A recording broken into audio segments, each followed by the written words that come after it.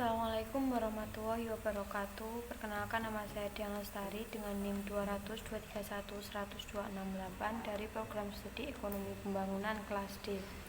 Video kali ini saya buat untuk memenuhi tugas mata kuliah Ekonomi Kelembagaan dengan materi modal sosial. Judul modal sosial yang saya ambil kali ini yaitu mengidentifikasi peran modal sosial dalam pengembangan UMKM batik, studi pada UMKM batik Kabupaten Banyuwangi. Program yang diambil di bidang ekonomi yaitu pengembangan UMKM yang bertujuan untuk menciptakan kesempatan kerja bagi para pengangguran. Selain itu, UMKM juga dapat dijadikan sebagai sumber pendapatan khususnya di daerah pedesaan dan rumah tangga yang berpendapatan rendah. Lokasi penelitiannya terletak di Kabupaten Banyuwangi. Kabupaten Banyuwangi terkenal dengan sebutan Diamond Triangle karena keberadaan dan keeksotisannya dapat memikat para wisatawan lokal dan mancanegara. Bukan hanya itu saja, Kabupaten Banyuwangi juga memiliki dukungan wilayah lainnya yang membuat Banyuwangi diminati para wisatawan karena wilayahnya termasuk wilayah administratif. Maka dari itu, Banyuwangi perlu meningkatkan perekonomiannya dengan melalui pengembangan UMKM. Sebab hal tersebut didukung karena juga adanya perkembangan sektor pariwisata yang berpeluang memperkuat pangsa pasar bagi produk-produk UMKM. Kabupaten Banyuwangi selain itu dikenal dengan tempat pariwisata, juga dikenal dengan ragam corak batik yang khasnya. Corak batik yang paling terkenal yaitu Gajah Oleng. Dalam perkembangannya, batik dengan motif gajah oleng itu sering diidentikan sebagai motif batik khas Banyuwangi. Beberapa budayawan dan pemerhatian batik Banyuwangi meyakini bahwa motif batik gajah oleng itu merupakan motif batik asli atau bisa dikatakan tertua dibandingkan dengan motif yang lainnya. Motif ini tidak merupakan sebuah perwujudan estetika saja, namun dari ragam hias mata, ia juga memiliki nilai luhur yang dianuti oleh masyarakat Banyuwangi. Bentuk-bentuk pengembangan UMKM batik yang pertama yaitu bekerja sama dan berkolaborasi dengan para pembatik lain yang ada di Kabupaten Banyuwangi dengan dibentuknya Asosiasi Batik Sekar Jagad Blambangan. Dan yang kedua adalah mengadakan pelatihan yang diadakan Dinas Koperasi dan Usaha Mikro. Yang ketiga adalah mengadakan program Banyuwangi Batik Festival. Untuk mekanisme penyalurannya yaitu mekanisme yang pertama, penyaluran terdapat 5 pelopor pengrajin batik yang ada di Kabupaten Banyuwangi. 5 pelopor tersebut yaitu yang pertama, Firman Sauki selaku Ketua Asosiasi Batik Sekar Jagad Blambangan. Yang kedua adalah Trivina Oktivitasari selaku pendamping klinik UMKM. Yang ketiga adalah Samsudin selaku pengrajin batik Banjarwangi.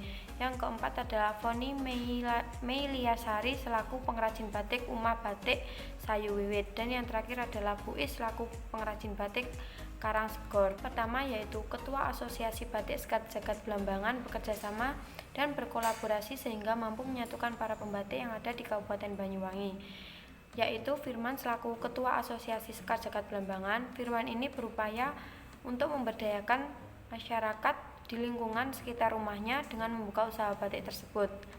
Selain itu juga memasarkan media sosial. Di media sosial, Firman juga bekerja sama dengan agen travel yang diharapkan dapat meningkatkan penjualan batik. Firman ini terus berinovasi untuk mengembangkan motif batik dengan tidak meninggalkan motif batik khas Banyuwangi. Yang kedua yaitu Ibu Foni menjual batik dengan harga yang terjangkau dan kualitas prima supaya semua kalangannya itu bisa menikmatinya. Dan yang ketiga adalah Samsudin, pembatik yang terkenal dengan batik keunikannya yaitu warna pastel. Samsudin ini menjadikan wadah bagi para pelaku UMKM yang nantinya dapat mengembangkan kreativitas serta dapat berkolaborasi pada kegiatan yang diadakan. Samsudin juga berkolaborasi dengan beberapa anak muda yang terampil dan kreatif akan kondisi modern pada saat ini. Kemudian ada Buis pengrajin batik yang mengikuti pelatihan asosiasi, kemudian pada saat ini sudah bisa membuka toko sendiri dengan didampingi oleh Bu Vina selaku pendamping klinik UMKM. Mekanisme penyaluran yang kedua adalah mengadakan pelatihan yang diadakan oleh Dinas Koperasi Usaha Mikro Banyuwangi. Dengan semakin tingginya antusias dan peminat akan batik Banyuwangi dari masyarakat tersebut, pemerintah daerah Kabupaten Banyuwangi berupaya untuk memfasilitasi dengan memberikan pelatihan hingga media pemasaran yang sudah disediakan melalui bantuan Dinas Koperasi dan Usaha Mikro di Kabupaten Banyuwangi, khususnya dalam teknik peningkatan kualitas dan kuantitas produk serta penerapan zat alam. Dengan adanya pelatihan tersebut membuat hingga pemasaran batik diharapkan dapat meningkatkan skill para pengrajin batik untuk dapat berinovasi pada produk batik yang sekarang ini mengalami perkembangan. Selain itu, pengrajin juga tidak boleh berpikir bahwasanya batik ini merupakan tekstil, melainkan seni. Sehingga dalam penjualan batik, pengrajin tidak hanya menjualkan kainnya saja, namun juga dapat menceritakan filosofi dari batik tersebut. Bahkan target penjualan juga harus dikembangkan, tidak hanya untuk lokal namun juga untuk luar kota. Selain pelatihan serta merubah mindset masyarakat, beberapa strategi dan program telah dilakukan untuk mengembangkan batik Banyuwangi agar bisa dikenal luas oleh masyarakat. Mekanisme penyaluran yang ketiga adalah mengadakan program Banyuwangi Batik Festival. Banyuwangi Batik Festival ini merupakan kegiatan tahunan yang mengangkat potensi lokal melalui tema batik dengan tujuan mengenalkan bahkan melestarikan batik Banyuwangi melalui kegiatan tersebut. Akibat adanya kegiatan tersebut akan berdampak terhadap perkembangan yang tidak hanya dirasakan dari tingkat pendapatan dan penyerapan tenaga kerja saja, namun juga adanya peningkatan pengetahuan dan pengrajin tentang pengembangan batik 24 sektor total unit. Presentasi macam motif batik, inovasi olahan produk kain batik, hingga mengadakan fashion show yang berkolaborasi dengan desainer lokal. Salah satu UMKM yang menjadi sorotan pemerintah guna memajukan pembangunan daerah adalah Batik Banyuwangi. Batik Banyuwangi memang belum dikenal banyak orang seperti batik Solo ataupun Jogja, namun produk UMKM tersebut mempunyai nilai sejarah tersendiri yang hingga saat ini dijaga kelestariannya melalui program Banyuwangi Batik Festival. Perkembangan ini mulai terasa bukan hanya dari tingkat pendapatan saja dan penyerapan tenaga kerja, namun juga adanya peningkatan pengetahuan dari program pengembangan berbagai macam motif batik tersebut. Adapun komponen-komponen modal sosial dalam mendorong partisipasi masyarakat dalam pengembangan UMKM batik. Yang pertama adalah meningkatkan kepercayaan melalui sharing community.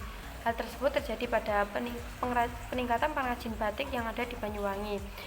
Karena ketika awal pengrajin itu hanya ada 3 orang dan mereka merasa bahwa usahanya tidak akan berkembang. Dikarenakan pemikiran tersebut, maka muncullah sifat individualisme di antara mereka pengrajin.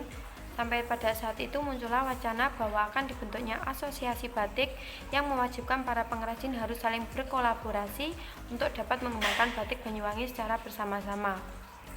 Terbentuknya asosiasi batik tersebut hingga pada saat ini membuat suatu kemajuan. Salah satunya adalah peningkatan jumlah pengrajin batik yang ada di Banyuwangi pada setiap tahunnya. Hal tersebut diungkapkan oleh Firman selaku Ketua Asosiasi Batik. Dan pada saat ini total batik yang ada di Kabupaten Banyuwangi kurang lebih ada 30 pengrajin batik. Dibentuknya Asosiasi Batik Sekar Jagad Blambangan ini telah meningkatkan kepercayaan antara pengrajin satu dengan pengrajin yang lainnya. Namun pada awalnya memang tidak mudah, karena pada awal asosiasi terbentuk, asosiasi batik belum terlalu memberikan dampak yang cukup signifikan.